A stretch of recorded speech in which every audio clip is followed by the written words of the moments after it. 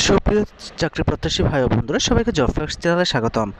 আজ 10 মে 2024 অনুষ্ঠিত হয়েছে কারিগরি শিক্ষা অধিদপ্তরের অফিস সহায়ক পদের পরীক্ষা।